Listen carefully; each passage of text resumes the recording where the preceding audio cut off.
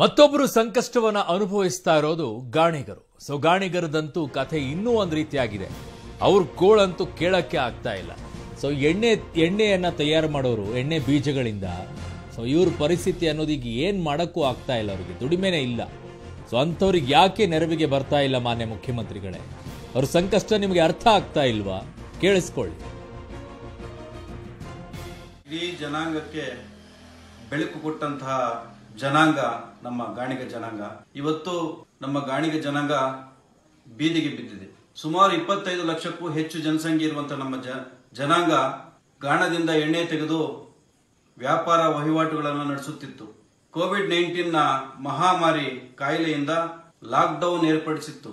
ಈ ಲಾಕ್ಡೌನ್ ಇಂದ ಸುಮಾರು ನಮ್ಮ ಜನಾಂಗದ ಬಡ ಜನತೆ ಅಂಗಡಿಗಳು ಮುಚ್ಚಲ್ಪಟ್ಟಿವೆ. ವ್ಯಾಪಾರ ಇಲ್ಲದೆ ಗಾಣದ ಬಿಸಿನೆಸ್ ನಡೆಯದೆ ಇವತ್ತು ನಮ್ಮ ಜನಾಂಗ ಬಡ ಜನತೆ ಊಟಕ್ಕೂ ಇಲ್ಲದೆ ಪರದಾಡುವಂತಹ ಸ್ಥಿತಿ ಏರ್ಪಟ್ಟಾಗಿದೆ. ಸರ್ಕಾರ ಅನೇಕ ಜನಾಂಗಗಳಿಗೆ ಇವತ್ತು ಸಹಾಯ ಮಾಡುತ್ತಾ ಬಂದಿದೆ. ನಮ್ಮ ಜನಾಂಗಕ್ಕೆ ಬಿಡಿ ಕಾಸನ್ನು ಕೊಡುತ್ತಿಲ್ಲ. ಈ ಧೋರಣೆ ಯಾಕೆ ಅಂತ ನನ್ನ ಪ್ರಶ್ನೆ. ನಾವು ಈ ಮಾನ್ಯ ಮುಖ್ಯಮಂತ್ರಿಗಳೇ, ವಿಶೇಷ ಪ್ಯಾಕೇಜ್ ಅನ್ನ ವಿಸ್ತರಿಸ್ತೀನಿ ಅಂತ ಹೇಳಿ ಅರ್ಧಕ್ಕೆ ಕೈ ಬಿಟ್ರಿ. ಯಾಕೆ ಇವ್ರದ್ದು ಯಾವ ನೋವು ಕೂಡ ನಿಮ್ಗೆ ಕಣ್ಣಿಗೆ ಕಾಣಿಸ್ಲಿಲ್ಲ? ಇವ್ರು ಬೇಡ ಅಂತ ಡಿಸೈಡ್ ಮಾಡಿದ್ರ? ದಯವಿಟ್ಟು ನಿಮ್ಮ ಮೇಲೆ ನಂಬಿಕೆ ಇದೆ, ವಿಶ್ವಾಸ ಇದೆ. ಆ ವಿಶ್ವಾಸವನ್ನು ಉಳಿಸ್ಕೊಳ್ತೀರಾ ಅನ್ನೋ ಮತ್ತೊಂದು ವಿಶ್ವಾಸ ನಮ್ಮ ಮೇಲಿದೆ.